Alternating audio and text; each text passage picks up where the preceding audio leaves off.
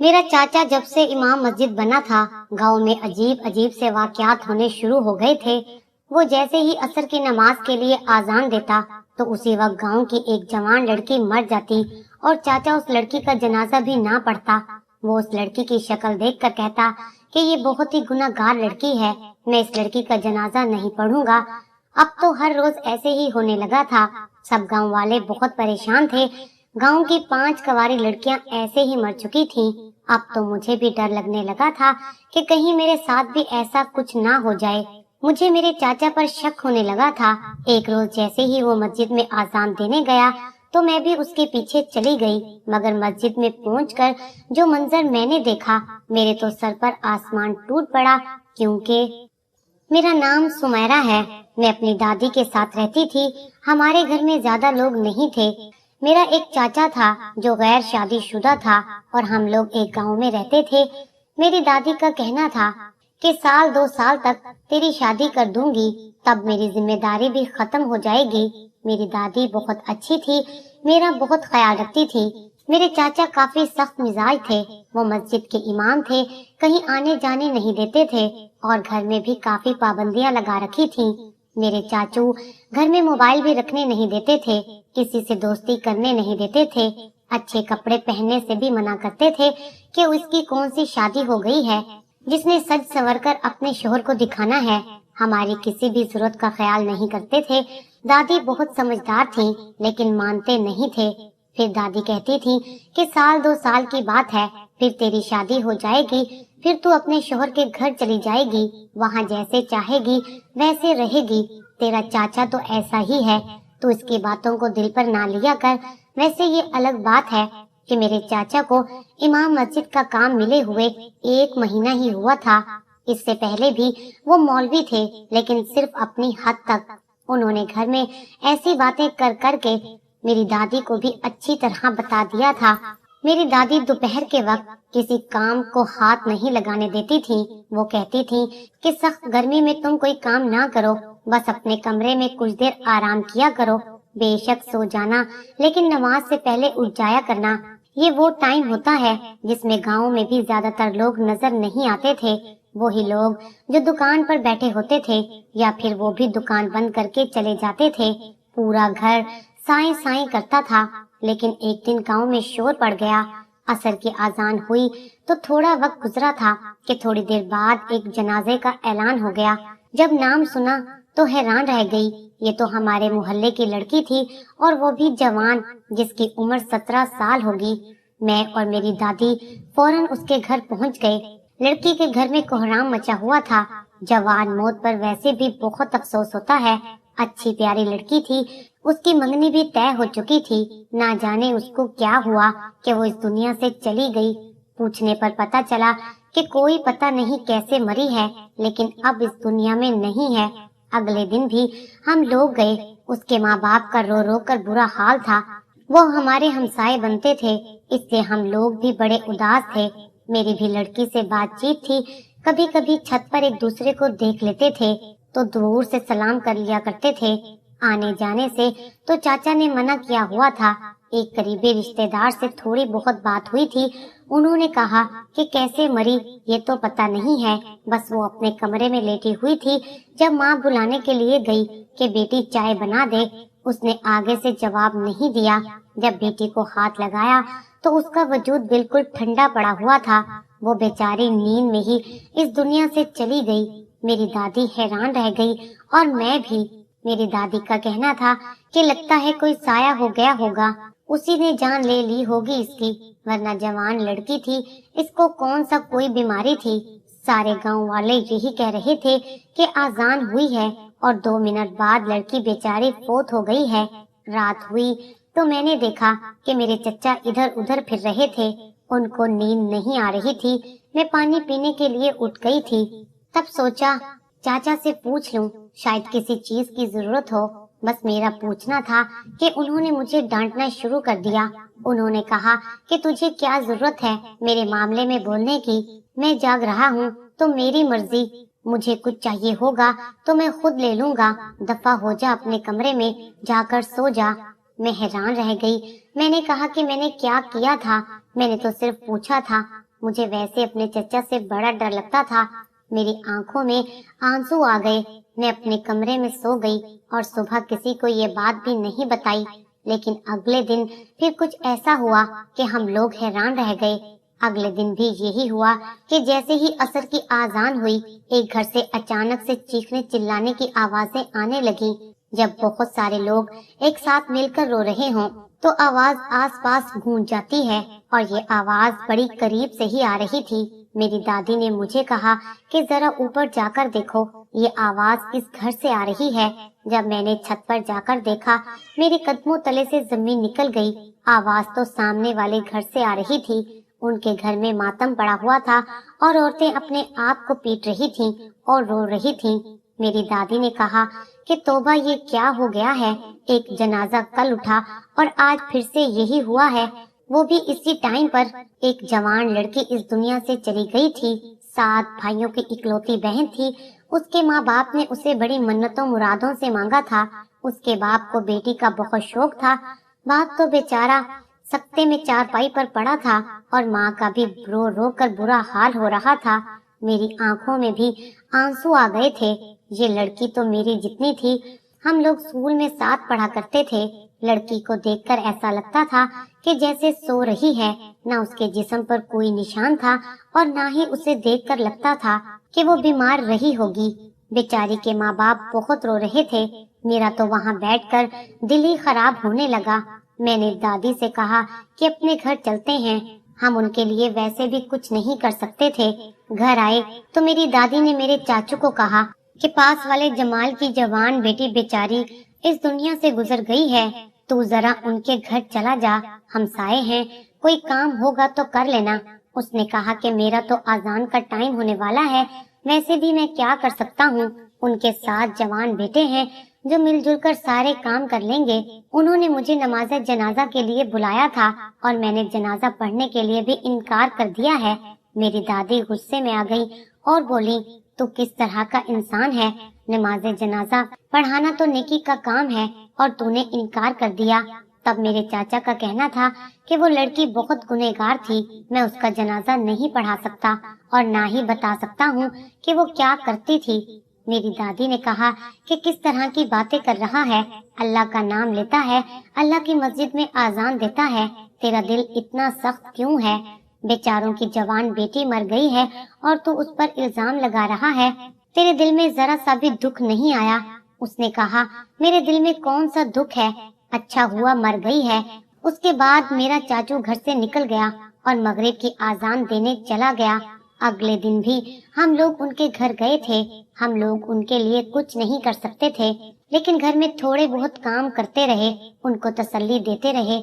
मेरी दादी बड़ी परेशान थी, रात को बैठी थी तो काफी डरी हुई लग रही थी। मैंने कहा कि क्या बात है। कहने लगी कि 2 दिन में 2 जवान लड़कियों के जनाजे उठ गए, जरूर कोई न कोई मसला है। दादी ने कहा कि खुद सोचो, उन दोनों बच्चियों को कुछ भी नहीं था, फिर वो इस दुनिया से कैसे चली गईं? कोई न कोई गड़बड़ जरूर है। मैं ये सुनकर हैरान रह गई, क्योंकि मैं भी तो जवान लड़की थी। मुझे डर लगने लगा था। मैंने कहा कि दादी, कहीं मेरे साथ ऐसा कुछ ना हो जाए। मैं अपनी दादी के गले लग गई और मेरी दादी ने भी मुझे गले लगा लिया था। उन्होंने कहा कि आज से तू मेरे कमरे में सोया कर, मेरे अच्छे वाले बेटे की आखिरी निशानी है। मेरे चाचा घर में आया और उसने हमारी आखिरी बात सुन ली। मेरे चाचा ने कहा, सारा गांव तो पागल हो गया है, मेरे घर वाले तो पागल ना हो, जहाँ भी जाओ यही बातें हो रही हैं कि 2 दिन में 2 जनाजे उठ गए हैं, कोई न कोई चक्कर हो सकता है, लड़कियों ने खुदकुशी कर ली होगी। मेरी दादी ने कहा कि एक लड़की तो 7 भाइयों की इकलौती बहन थी, सारे घर की लाडली थी, वो क्यों खुदकुशी करती, और दूसरी लड़की की शादी होने वाली थी, उसने खुदकुशी क्यों करनी थी। मेरे चाचा ने कहा कि अम्मा, तुझे नहीं पता आजकल की लड़कियां क्या करती हैं। आजकल वो हालात नहीं रहे हैं कि लड़कियों को बाहर निकालोगे तो बिगड़ जाएंगी। आजकल तो लड़कियों को घर की 4 दीवारी में रखो तब भी बिगड़ जाती हैं। ये जो फितना मोबाइल हाथ में आ गया है, सारी दुनिया उनके सामने आ जाती है। एक मोबाइल से इतने गुनाह हो सकते हैं, आपको क्या पता है। मेरे चाचा ने तो तकरीर शुरू कर दी। मेरी दादी ने कहा कि मुझे कुछ नहीं पता, मुझे तो बस अपनी बच्चे की फिक्र है कि इसको कुछ ना हो जाए। वैसे भी जो 2 लड़कियां इस दुनिया से गईं, वो आसपास के इलाके से थीं। मेरे चाचा ने कहा कि अपनी सुमेरा को कुछ नहीं होना और आप भी इसको नहीं डराएं। चाचा ने कहा कि जाओ मेरे लिए जाकर खाना ले आओ। मैंने कहा कि लाइट गई हुई है, लाइट आ जाने दे। किचन में बड़ा अंधेरा था, मुझे डर लगता है।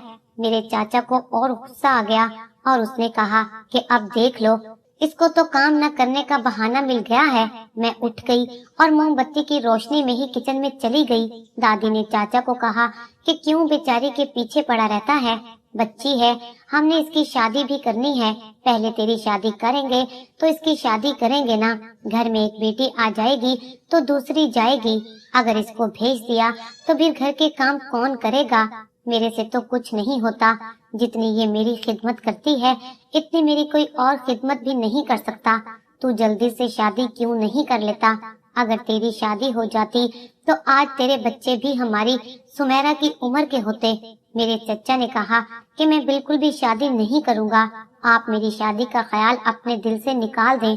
मेरी दादी ने कहा कि कोई वजह तो होगी। तब मेरे चाचा ने कहा कि वजह यही है कि मुझे जिस तरह की लड़की से शादी करनी है, इस तरह की लड़कियां आजकल आना बंद हो गई हैं। आजकल की लड़कियों ने मोबाइल पर बहुत से लड़कों से दोस्ती लगा रखी होती है। मेरी दादी ने कहा कि लेकिन हर इंसान तो गलत नहीं होता। अम्मी, मैंने किसी से भी बहस नहीं करनी, बस ये मेरा आखिरी फैसला है कि मैंने शादी नहीं करनी है। आप मुझे मेरे हाल पर छोड़ दो और अपनी इसी बच्ची के लाड नखरे उठाकर इसकी शादी करवा दें। लेकिन मैं पहले ही बता रहा हूँ कि शादी पर कोई भी फजूल रस्म नहीं होगी। बस कोई अच्छा सा घर देखकर इसकी शादी करवा दें। मस्जिद में बैठकर निकाह करवा देंगे। निकाह भी मैं ही पढ़ाऊंगा। इसको यहाँ से चलता करो। और रही बात तेरी, तो सुन ले, तेरे हाथ पैर सलामत हैं, तू अपना ख्याल रख सकती है। और अगर नहीं करनी इसकी शादी तो बेशक ना कर, इसको अपनी खिदमत के लिए रख ले। वैसे भी बड़े भाई ने हमारे लिए क्या किया था? कुछ भी तो नहीं किया था। सारी जिंदगी अपनी बीवी की गुलामी करता रहा है, उसको लेकर एक तरफ हो गया। और फिर ये तो अच्छा हुआ कि उसे इसके लिए सजा मिल गई। मेरी दादी ने कहा कि शर्म कर, भाई और भाभी के मरने पर खुशी का इजहार कर रहा है। तब चाचा कहने लगा कि सबको उनके किए की सजा मिलती है और इसी दुनिया में मिलती है, ये बात हमेशा याद रखना। मैंने अपने चचा के लिए खाना निकाल दिया और वो खाना खा के सो गया। मेरी दादी का कहना था कि ये लड़का तो पागल हो गया है, पता नहीं मैं क्या करूं। मेरा बड़ा बेटा जैसा भी था, बुरा नहीं था। अगर अपनी बीवी के हक में अच्छा था तो इसमें क्या बुराई थी? मेरी दादी मुझे मेरी अम्मी अब्बू की बातें सुनाती रहती थी। वो कहती थी कि तेरी अम्मी और अब्बू बहुत अच्छे थे। तुम्हारी माँ इस गांव की नहीं थी, वो शहर की थी। यहाँ पर वो रह ना सकी, लेकिन उसकी कोई गलती नहीं थी और बस किस्मत बुरी थी। जब वो दोनों इस दुनिया से चले गए और एक हादसे में हम लोगों को अकेला छोड़ गए। शुक्र है कि उस दिन तू हमारे पास थी, नहीं तो तूने भी इस दुनिया में नहीं होना था। लेकिन मुझे तो पहले ही डर लग रहा था कि कहीं वाकई मैं इस दुनिया में ना रहूं, क्योंकि तीसरे दिन भी गांव की एक जवान लड़की ठीक उसी वक्त नमाज़े असर की आजान होते ही फोत हो गई थी। अब तो रोज ही इस गांव से जनाजे उठते थे। एक दफा कहीं से उठते उठते ये बात हमारे कानों तक भी आ गई कि जब से ये इरशाद ने आजान देना शुरू की है, तब से ही आजान के फौरन बाद कोई न कोई लड़की मर जाती है। ये सब कुछ इसकी वजह से तो नहीं हो रहा है। ये कोई गुनहगार इंसान तो नहीं है जो अल्लाह की मस्जिद में मिंबर पर खड़ा होकर आजान देता है तो उसकी सजा हम सबको मिलती है। मेरे चाचा तक ये बात पहुंची तो उसने भी गुस्से का इजहार किया। उसने कहा कि जिसने भी ये बात की है वो मुझे मिल जाए तो मैं उसको बताऊंगा, भला इसमें मेरा क्या कसूर है। गांव में छोटी छोटी बातें बहुत फैल जाती हैं। आजकल सबका मौजू यही था। लोग असर के टाइम अपने घर में कुरान पाक पढ़ना शुरू कर देते थे और अपनी बेटियों को घर से बाहर भी नहीं जाने दे रहे थे। एक दिन मैंने कुछ बहुत ही अजीब देखा। मेरी दादी की तबीयत खराब थी क्योंकि उनके सर में बहुत दर्द था और मेरे चचा घर पर नहीं थे। मैं दर्द की गोली लेने के लिए करियाने की दुकान तक गई। मेरी दादी ने कहा कि तेरे चाचू ने देख लिया तो तेरी जान ले लेगा। मैंने कहा कि कुछ नहीं होगा, एक दो थप्पड़ मारेगा तो खा लूंगी। जब मैं दुकान पर गई तो वहाँ पर एक लड़की खड़ी थी जिसको मैं जानती थी। वो मेरी उम्र की थी। थोड़ी मेरी उससे बातचीत हो गई। उसने कहा कि वो बहुत डरी हुई है, कोई पता नहीं क्या हो जाए।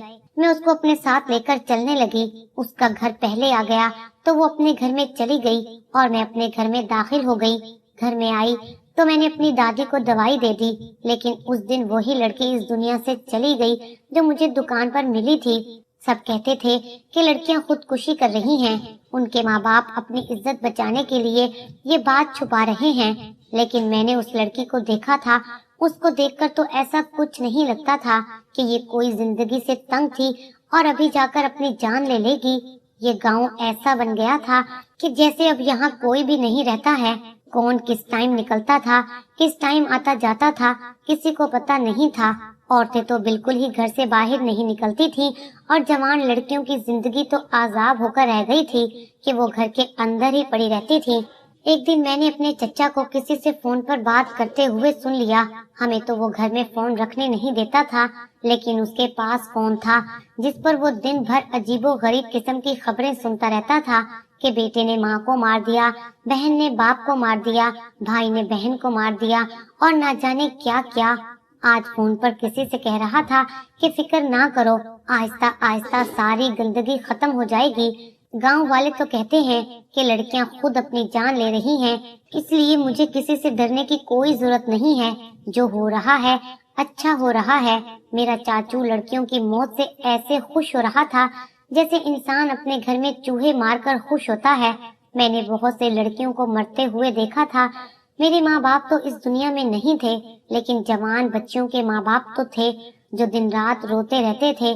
मैंने सोच लिया था कि मैं अपने चचा का पीछा करूंगी और पता करूंगी कि ये क्या करता है। ये करना मेरे लिए बहुत मुश्किल था। मुझे तो घर के दरवाजे तक जाने की इजाजत नहीं थी। पहले सोचा कि दादी को बताकर उनको एतमाद में ले लूं, लेकिन मेरी दादी तो मेरी इतनी फिक्र करती थी कि उन्होंने कहना था कि कोई जरूरत ही नहीं है। इसीलिए मैंने सोच लिया कि मैं किसी को भी नहीं बताऊंगी, लेकिन कुछ न कुछ जरूर करूंगी। और मैं बहुत डर रही थी। किसी न किसी को बताना भी जरूरी था। मुझे सिर्फ 5वीं क्लास तक पढ़ाया गया था। मैं अपने स्कूल के प्रिंसिपल के पास चली गई, जो मुझे बेटी कहते थे। वो सारी लड़कियों से बहुत शफकत से पेश आते थे। मैंने उनको जाकर सारा मामला बता दिया। उन्होंने कहा कि बेटा तुम्हें शक हो रहा है। मैंने कहा कि जी हाँ, मुझे शक हो रहा है। मैं ये शक दूर करना चाहती हूँ। मैं चाहती हूँ कि कल को अगर मुझ पर कोई इल्जाम लगे तो आप मेरा साथ दें। आप इस गांव के बड़े हैं, पढ़े लिखे हैं, स्कूल चलाते हैं, लोग आपकी बात मानते हैं। उन्होंने कहा कि तुम फिक्र नहीं करो, तुम्हें जो भी करना है तुम करो और सबूत लेकर आओ। उसके बाद मेरा एक पुलिस वाला जानने वाला है, मैं उसको भी बुला लूंगा।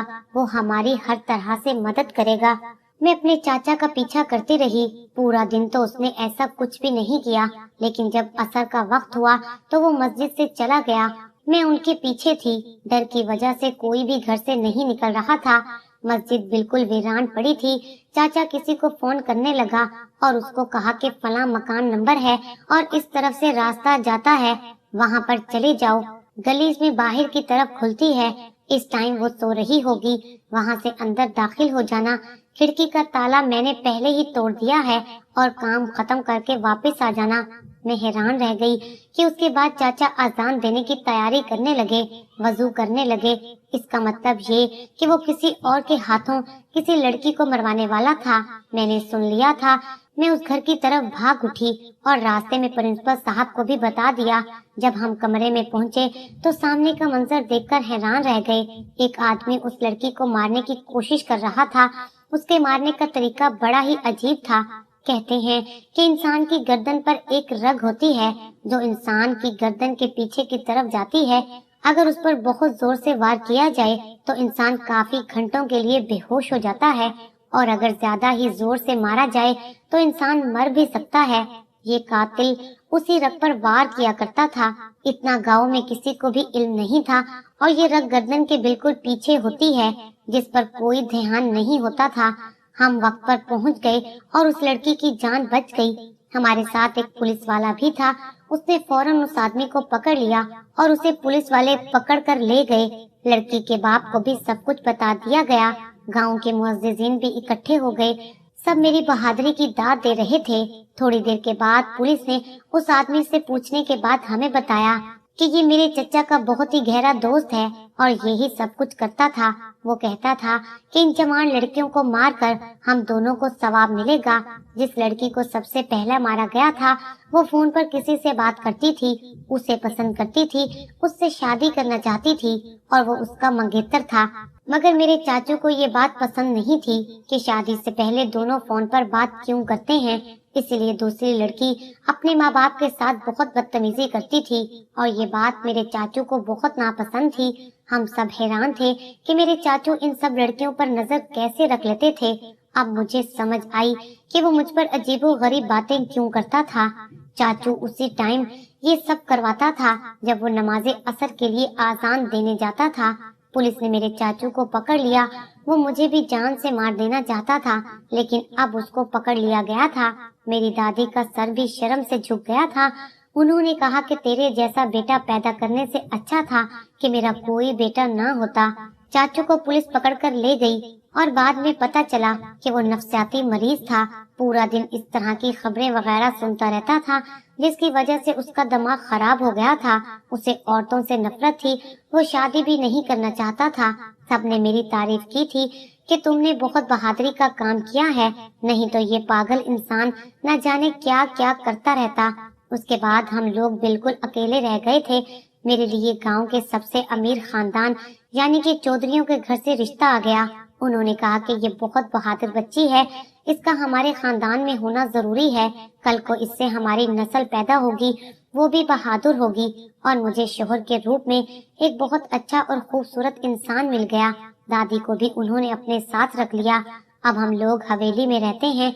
जब इंसान बहादुरी करता है और किसी की जान बचाता है तो उसे इनाम जरूर मिलता है, और मेरे लिए तो यही इनाम था कि मेरी सारी जिंदगी एक अच्छे खानदान में गुजरने वाली थी। मेरे चाचू को उम्र कैद की सजा हो गई थी और जेल में उनका इलाज भी चल रहा है।